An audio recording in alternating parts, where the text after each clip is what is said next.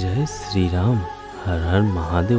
मित्रों, एक बार की कथा मैं आपको सुनाता हूँ। श्री राम का वनवास खत्म हो चुका था।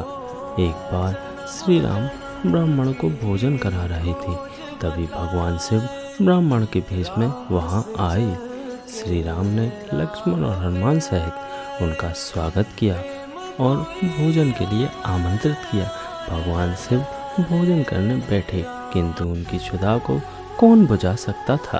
बात ही बात में श्री राम का सारा भंडार खाली हो गया। लक्ष्मण और हनुमान ये देखकर चिंतित हो गए और आश्चर्य से भर गए। एक ब्राह्मण उनके द्वार से भूखे पेट लौट जाए तो बड़े अपमान की बात है। उन्होंने श्री राम से और भोजन बनाने की आज्ञा मांगी। श्री राम तो सब कुछ जानते ही थे। उन्होंने मुस्कुराते हुए लक्ष्मण से देवी सीता को बुला लाने के लिए कहा। सीता जी वहाँ आईं और ब्राह्मण भेष में बैठे भगवान शिव का अभिवादन किया। श्री राम ने मुस्कुराते हुए सीता जी को सारी बातें बताई। इस परिस्थिति का समाधान करने को कहा। सीता जी अब स्वयं महादेव को भोजन कराने को उद्यत हुई। उनके हाथ का पहला ग्रास खाते ही भगवान शिव संतुष्ट हो गए। भोजन के उपरांत भगवान शिव ने श्री राम से कहा, अकाट्य भोजन करने के कारण वे स्वयं उठने में असमर्थ हैं, इसी कारण उन्हें उठाकर सैया पर सुला दें। श्री राम की आज्ञा से हनुमान महादेव को उठाने लगे, मगर आश्चर्य, एक विशाल पर्वत को बात ही बात में उखाड़ देने वाले हनुमान, जिसके बल का कोई पार ही नहीं था, महादेव को हिला तक नहीं सके। भला रुद्र की शक्ति से कैसे पार पा सकते थे। हनुमान लज्जित हो पीछे हट गए। फिर श्री राम की आज्ञा से लक्ष्मण ये कार्य करने आए। अब तक वो ये समझ चुके थे कि ये कोई साधारण ब्राह्मण नहीं, अनंत शक्ति की अनंत ही थी। परमपिता ब्रह्मा, नारायण और महादेव का स्मरण करते हुए लक्ष्मण ने उन्हें उठाकर सैया पर लिटा दिया।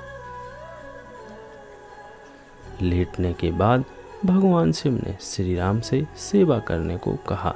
स्वयं श्री राम लक्ष्मण और हनुमान के साथ भगवान शिव की पाद सेवा करने लगी। देवी सीता ने महादेव को पीने के लिए जल दिया। महादेव ने आधा जल पिया, बाकी जल कुल्ला कर देवी सीता पर कर दिया। देवी सीता ने हाथ जोड़कर कहा, हे ब्राह्मण देव, आपने जूठन से मुझे पवित्र कर दिया। ऐसे सौभाग्य तो बिरलों को प्राप्त होता है। ये कहते हुए सीता उनके चरणों की ओर बढ़ने लगी। तभी महादेव अपने असली रूप में आ गए। महाकाल के दर्शन होते ही सभी ने उन्हें करवत नमन किया।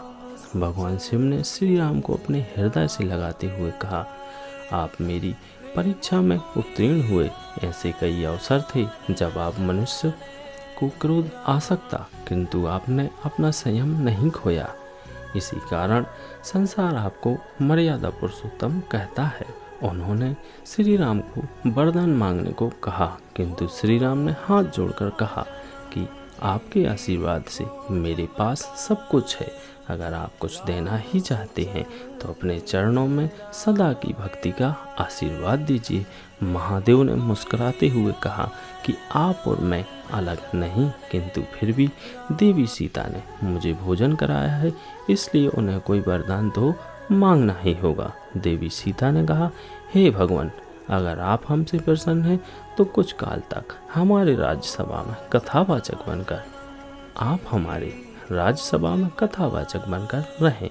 इसके बाद कुछ काल तक भगवान शिव श्री राम की सभा में कथा सुनाकर सबको कृतार्थ करते रहे।